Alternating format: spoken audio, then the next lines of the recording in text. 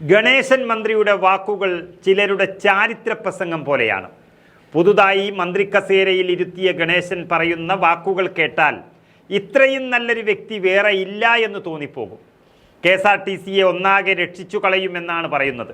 രക്ഷിക്കാൻ കഴിഞ്ഞാൽ അത് ഭാഗ്യം തന്നെയാണ്. ബാലകൃഷ്ണപിള്ളയും മകനും കൂടിയിട്ടാണ് കേരളത്തിലെ ഗതാഗത സംവിധാനം ഇങ്ങനെ നശിപ്പിച്ച് നാരായണക്കല്ലടിപ്പിച്ചത് എന്ന് പറയുന്നവർക്ക് ഒരു മറുപടിയും അതാകും. എന്നാൽ പുത്തനച്ചി പുരമ്പുറം തൂക്കുമെന്ന് പറഞ്ഞതുപോലെ എല്ലായിടത്തും പാഞ്ഞു കയറുന്ന ഗണേശന് CPM-ഉം CPM MLA-യും എതിരായി മാറുകയാണ്. തിരുവനന്തപുരം നഗരത്തെ മാലിന്യമുക്ത തലസ്ഥാനമാക്കാൻ വേണ്ടി രൂപം കൊടുത്തൊരു പദ്ധതിയാണ് ഇലക്ട്രിക് ബസ് എന്നുള്ളത്. എന്നാൽ അതിനെയും അട്ടിമറിക്കാൻ നോക്കുകയാണ് ഇപ്പോൾ ഗണേശൻ മന്ത്രി. ഇലക്ട്രിക് ബസ് സർവീസ് നഷ്ടത്തിലാണെന്ന പ്രസ്താവനയിൽ ഉറച്ചു നിന്നുകൊണ്ടാണ് മന്ത്രി തുടർ നടപടികളുമായി മുന്നോട്ട് പോകുന്നത്. എന്നാൽ അങ്ങനെ മന്ത്രി ഓവറാകണ്ട എന്ന മുന്നറിയിപ്പ് CPM നൽകിക്കഴിഞ്ഞു.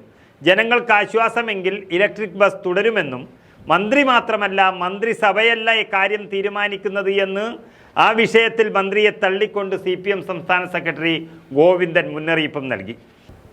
Electric city bus service നയപരമായ തീരുമാനമാണെന്നും KSRTCക്ക് ഇതിൽ ബാധ്യതയില്ല എന്നുമാണ് VK പ്രശാന്ത് MLA തുറന്നടിച്ചത്. ബസ്സിനെ ആശ്രയിക്കുന്ന നിരവധി പേരുണ്ട്. നിലനിർത്താൻ ആവശ്യമായ നടപടി ഉണ്ടാകണം. നഗരമലിനീകരണം കുറയ്ക്കുന്ന ബസ്സുകൾ നിലനിർത്തണമെന്നും ഇലക്ട്രിക് ബസ് ഒഴിവാക്കുന്നത് ഇടതുമുന്നണിയുടെ നയമല്ലെന്നും പ്രശാന്ത് MLA മന്ത്രിയെ ഓർമ്മിപ്പിച്ചു.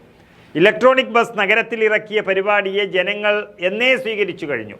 അത് നന്നായി മെയിൻറ്റെയിൻ ചെയ്യേണ്ടതും ലാഭകരമാക്കേണ്ടതും മാത്രമാണ് KSRTCയുടെ പണിയെന്നും MLA ഗണേശൻ മന്ത്രിയെ അറിയിച്ചിരിക്കുന്നു. അങ്ങനെ CPM-ഉം CPM-ന്റെ MLA-യും ഗണേശന് വ്യക്തമായ താക്കീത് കൊടുത്തിരിക്കുകയാണ്. ഇനി പിണറായിയുടെ സ്വന്തം ആളാണ് താനെന്ന അഹങ്കാരത്തിലുള്ള ഗണേശന്റെ കളി ഇതോടെ തീരുമോ എന്നത് കണ്ടറിയണം. ഏതായാലും പിള്ളയുടെ മകന് നല്ല പിള്ള ചമയുന്നത് അല്പം കൂടുതലാണ്. ഉമ്മൻചാണ്ടി എന്ന നല്ല മനുഷ്യനെ പറ്റിച്ച് നേടിയ ഈ മന്ത്രിപദം CPM-ന്റെ നെഞ്ചത്ത് തന്നെ ചവിട്ടാനാണ് ഉദ്ദേശമെങ്കിൽ പാർട്ടി പ്രവർത്തകർ പ്രതികരിക്കുമെന്നതാണ് ഇന്ന് കണ്ടത്.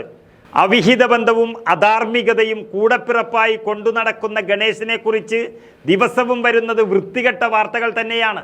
അന്തരിച്ച ശ്രീവിദ്യയുടെ സ്വത്തുക്കളും ആഭരണങ്ങളും അടിച്ചുമാറ്റിയെന്ന് ആ നടിയുടെ കുടുംബം പറഞ്ഞതും ഈ മന്ത്രി പൂങ്കവനെ കുറിച്ച് തന്നെയാണ്.